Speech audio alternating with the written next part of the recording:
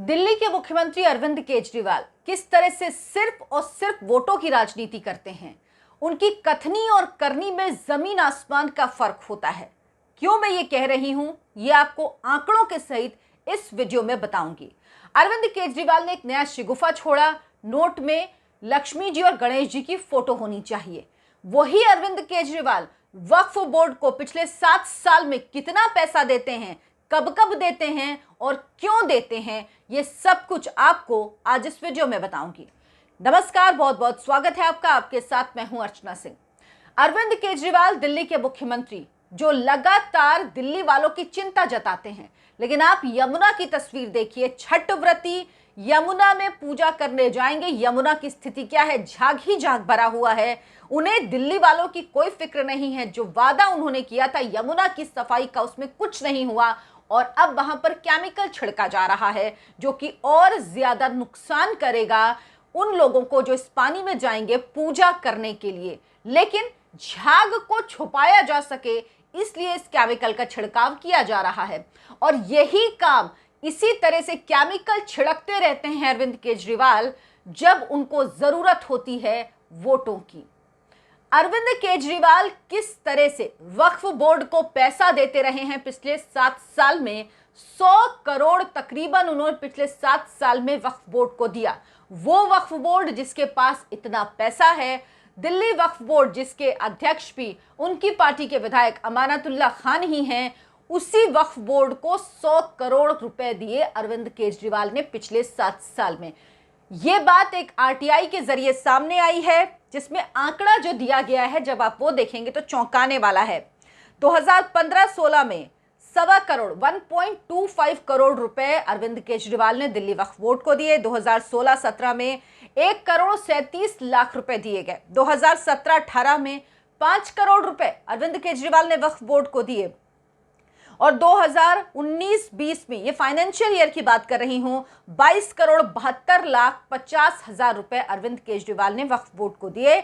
2019 और 20 का वो साल था जब वक्फ बोर्ड को अरविंद केजरीवाल ने कोई पैसा नहीं दिया। इसकी भरपाई लेकिन कितनी बड़ी की गई, जो एक साल पैसा नहीं दिया गया। 2021-2022 के फाइनेंशियल ईयर में 62 करोड़ 57 लाख 50 हजार रुपए दिए गए, यानी तकरीबन 63 करोड़ रुपए दिए गए अरविंद केजरीवाल की तरफ से वक्फ बोर्ड को 2021-22 में। कुल अगर ये आंकड़ा मिलाएं तो तकरीबन 100 करोड़ का आंकड़ा बनता है। ये 100 करोड़ रुपए किसके थे? ये 100 करोड़ रुपए टैक्स पेयर के हैं। ये 100 करोड़ रुपए मेरे आपके हैं। ये 100 करोड़ रुपए जनता के हैं, जो अरविंद केजरीवाल ने उठा के वक्फ बोर्ड को दे दिए।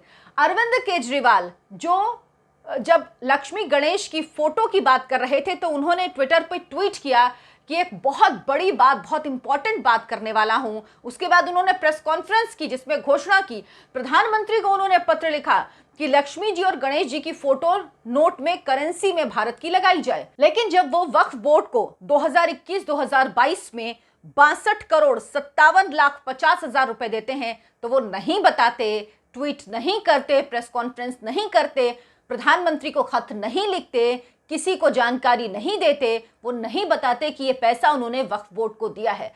100 करोड़ रुपए उस वक्फ बोर्ड को, जिसके पास असीमित संपत्ति है, जिसके पास संपत्ति का भंडार है, जिसने संपत्तियों पर कब्जा किया हुआ है। और अरविंद केजरीवाल एक बार वक्फ बोर्ड की बैठक में कह भी चुके हैं, वो भाषण भी आपने उनका सुना होगा, वो वीडियो काफी वायरल भी है, जिसमें वो कह रहे हैं कि वक्फ बोर्ड के लिए हम तन मन धन से राजी हैं। जरूरत पड़े आपको तन मन धन से, केजरीवाल भी और दिल्ली सरकार भी पूरी तरह से वक्फ बोर्ड के साथ है। आप अपना तन लगाइए, मन लगाइए, हमें लेना देना नहीं, लेकिन धन से आप कैसे राजी हो सकते हैं? टैक्स पेयर का पैसा इस तरह से आप उठा के कैसे वक्फ बोर्ड को दे सकते हैं? जब आप हर बात की घोषणा करते हैं, आपका ट्रेंड चल जाता है। जब आपने लक्ष्मी गणेश जी की फोटो की बात की तो तुरंत ही ट्विटर पर ट्रेंड करने लगी ये चीज। उसके बाद अब जब आप इस तरह से वक्फ बोर्ड को पैसा देते हैं तो वो ट्रेंड क्यों नहीं करवाते, उसका ट्वीट क्यों नहीं करते, उसके लिए प्रेस कॉन्फ्रेंस क्यों नहीं करते, वो सब कुछ क्यों छुपा के किया जाता है। अरविंद केजरीवाल दिल्ली के गाजीपुर लैंडफिल एरिया में पहुंचे, वहां उन्होंने नया नाटक शुरू किया। उन्होंने कहा कि यहां पर बीजेपी कोई काम नहीं करी, जबकि वहां काम हो रहा है और इसका सबूत गौतम गंभीर जो कि सांसद हैं, उन्होंने खत लिखा था 19 फरवरी 2021 को अरविंद केजरीवाल को, जिसमें उन्होंने अरविंद केजरीवाल से कहा था कि वो लैंडफिल साइट गाजीपुर के आए, जहां जो गौतम गंभीर के संसदीय क्षेत्र में आता है, वहां पर देखें केंद्र सरकार और बीजेपी की एमसीडी किस तरह से काम कर रही है, वहां के लोगों की हालत कितनी खराब है, कितनी बुरी स्थिति में लोग रह रहे हैं और अभी तक क्या काम एमसीडी की तरफ से और क्या चीजें केंद्र सरकार की तरफ से की गई हैं। उन्होंने कहा अरविंद केजरीवाल नहीं आए, गौतम गंभीर ने ऑफर दिया था कि आप मेरे साथ आइए, मेरे साथ चलिए, मैं वहां का सांसद हूं और वहां की स्थिति हम खुद मिलकर देखेंगे। पिछले 7 साल में अरविंद केजरीवाल एक बार भी नहीं गए वहां की स्थिति देखने के लिए। गौतम गंभीर 3 साल में 8 बार गए। उन्होंने कहा कि अरविंद केजरीवाल कहने के बावजूद भी नहीं गए, लेकिन अब वो पहुंच गए क्योंकि उनको राजनीति करनी है।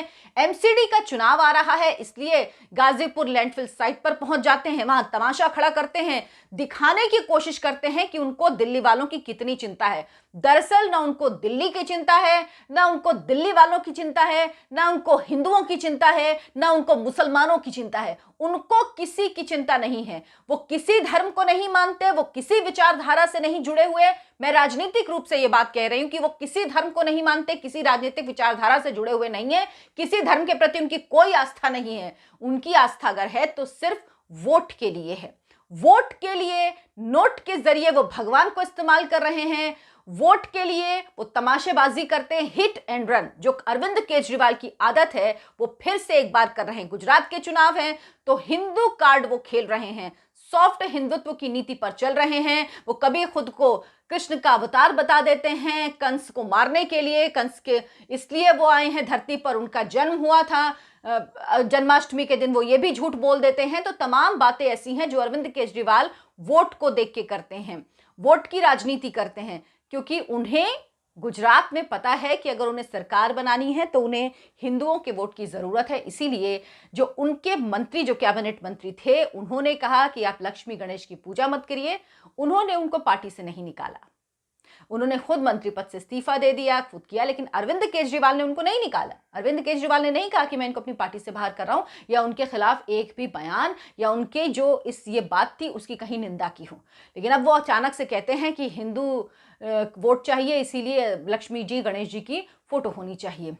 तो अरविंद केजरीवाल जिस तरह की राजनीति कर रहे हैं, ये दिल्ली वालों को समझना होगा कि ये राजनीति किस दिशा में ले जाएगी। फ्री की बात उन्होंने की, अब वो कह रहे हैं कि जो कहेगा, जो मांगेगा उसको बिजली फ्री दी जाएगी, क्योंकि दिल्ली वालों ने मुझसे कह दिया कि फ्री बिजली की जरूरत हमें नहीं है, हमें आप क्यों दे रहे हैं। गुजरात जाके आप वो वादा करते हैं कि फ्री बिजली देंगे। तो अरविंद केजरीवाल की जो राजनीति है, जिस तरह की राजनीति है, इस राजनीति से सावधान रहने की जरूरत है, क्योंकि ये जो दिल्ली मॉडल है, ये अगर यहां से आगे बढ़ा, ये अगर देश में आगे बढ़ा, तो ये देश के लिए अच्छा नहीं होगा। क्योंकि अरविंद केजरीवाल काम नहीं करते, समस्या सुलझाते नहीं हैं, समस्या पर खड़े रहते हैं। और अगर जब उनके ऊपर आती है दिल्ली में, तो वो कहते हैं कि ये तो केंद्र सरकार करने नहीं दे रही, एलजी करने नहीं दे रहे, और इस बहाने वो छूट जाते हैं।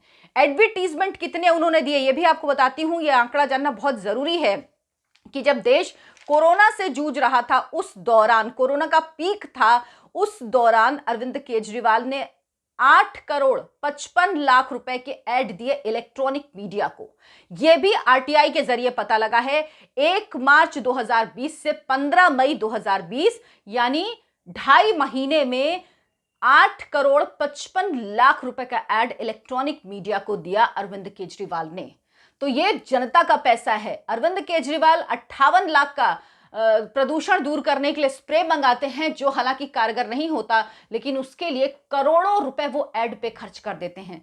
तो ये ऐड की सरकार है। अगर आपको सिर्फ प्रचार और प्रसार की सरकार चाहिए, अगर आपको ऐसी सरकार चाहिए जो सिर्फ अपने प्रचार प्रसार में पैसे लगाए, समस्या खत्म ना करे, समस्याओं को दूसरों पर थोपे, तो ये समझ लीजिए कि ये बहुत खतरनाक है देश के लिए, किसी भी राज्य के लिए। और इस तरह से अगर राजनीति होती रही, अगर राजनीतिक दल काम करते रहे, तो वाकई कोई काम नहीं होगा। हर जगह स्थिति जस की तस बनी रहेगी। तो सोचना अब दिल्ली वालों को है कि वो किस तरह की राजनीति चाहते हैं, किस तरह के लोगों को दिल्ली में बढ़ावा देना चाहते हैं।